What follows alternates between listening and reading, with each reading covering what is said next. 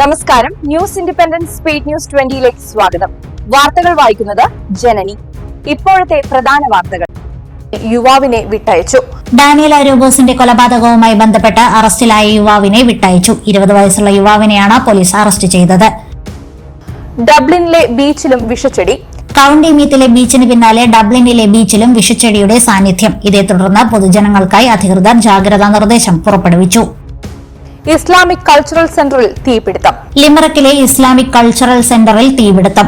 പള്ളിയിലേക്ക് എത്തിയ പ്രതി ജനാലയിലൂടെ പെട്രോൾ ബോംബ് എറിയുകയായിരുന്നു. അയർലൻഡിൽ നോറോ വൈറസ് വ്യാപനം രൂക്ഷമാകുന്നു. ജാഗ്രത വേണമെന്ന് HSE. അയർലൻഡിലെ വിവിധ ആശുപത്രികളിൽ ട്രോളികളിൽ ചികിത്സ തേടുന്നവരുടെ ഏറ്റവും പുതിയ വിവരങ്ങൾ പുറത്ത്. വ്യാഴാഴ്ച വരെയുള്ള കണക്കുകൾ പ്രകാരം 596 രോഗികൾക്കാണ് കിടക്കകൾ ലഭിക്കാനുള്ളത്. സൂപ്പർ വാലുവിലെയും സെൻട്രയിലെയും തൊഴിലാളികളുടെ എണ്ണം കുറയ്ക്കാൻ ഉടമകളായ മസ്ഗ്രേവ് 82ഓളം ജോലികൾ വരെ വെട്ടിക്കുറയ്ക്കാനാണ് നിലവിലെ തീരുമാനം.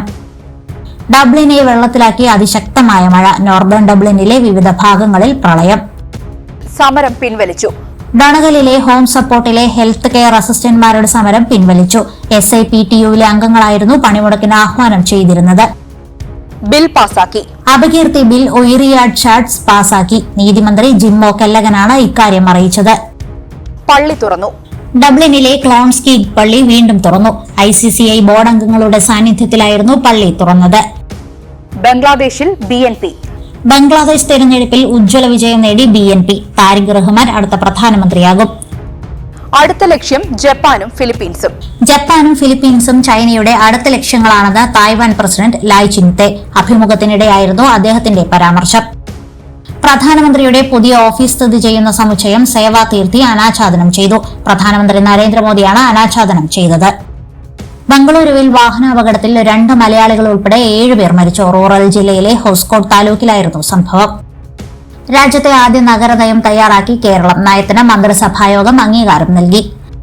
ആഗോള അയ്യപ്പ സംഗമത്തിനായി 3 കോടി ചിലവായെന്ന് തിരുവിതാംകൂർ ദേവസ്വം ബോർഡ് മുൻ പ്രസിഡന്റ് PS പ്രശാന്ത്. ഇത് പൂർണ്ണമായും സ്പോൺസർഷിപ്പായിരുന്നുവെന്നും അദ്ദേഹം പറഞ്ഞു. അടിച്ചു തകർത്ത് സിംബാബ്വെ. T20 ലോകകപ്പിൽ മുൻ ചാമ്പ്യന്മാരായ ഓസ്ട്രേലിയയെ തോൽപ്പിച്ച് സിംബാബ്വെ. 23 റൺസിനാണ് വിജയം. പുതിയ സീസണ് നാളെ മുതൽ. ISL ഫുട്ബോൾ പുതിയ സീസൺ നാളെ മുതൽ. മോഹൻ ബഗാൻ സൂപ്പർ ജയന്റും കേരള ബ്ലാസ്റ്റേഴ്സും തമ്മിലാണ് ആദ്യ മത്സരം. അയർലൻഡിൽ മഞ്ഞ്. അയർലൻഡിൽ അന്തരീക്ഷ താപനില കുറയുന്നു. രാജ്യവ്യാപകമായി ഐസ് യെല്ലോ വാർണിംഗ് ഏർപ്പെടുത്തി. ചൂട് കനക്കുന്നു.